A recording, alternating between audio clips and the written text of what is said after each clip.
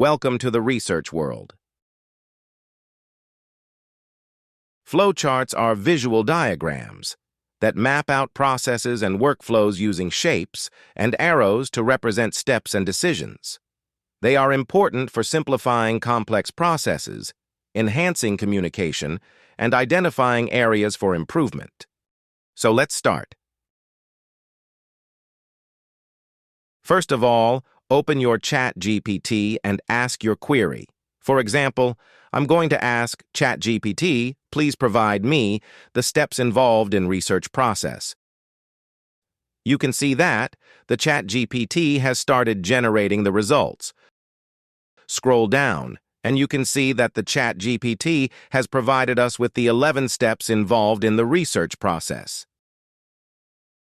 Now again, ask the ChatGPT to provide flowchart for the above steps involving both horizontal and vertical combination. Now you can see that the ChatGPT has provided us with a flowchart. Now again, ask the ChatGPT provide mermaid codes for the provided flowchart.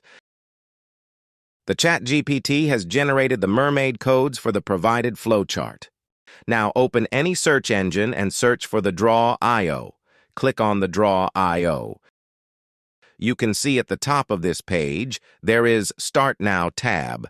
Click on the Start Now. Now you can select any one of them, or you can decide it later. Once the main page is opened, click on the file, then click on the New and give title to this flowchart. For example, my flowchart is associated to the search process, so I am going to name it Research Process.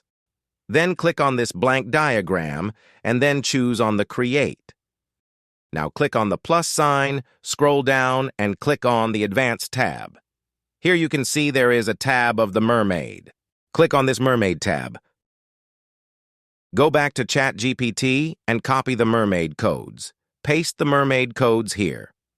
Now please, hit on the insert. So here you can see that the Draw.io has created your flowchart. Now you can see that there are different tabs available on the right side, that is Style Text, Arrange, etc. You can change the style of this flowchart. For example, I can change the color to dark pink. You can select any one among different colors. You can also change the horizontal or vertical position of the flowchart. Besides styles and color, you can also play with the texts. You have the option to change the shapes of this flowchart. Simply, you can edit this flowchart according to your requirements. Now the last step is how to export this flowchart. Click on the File tab.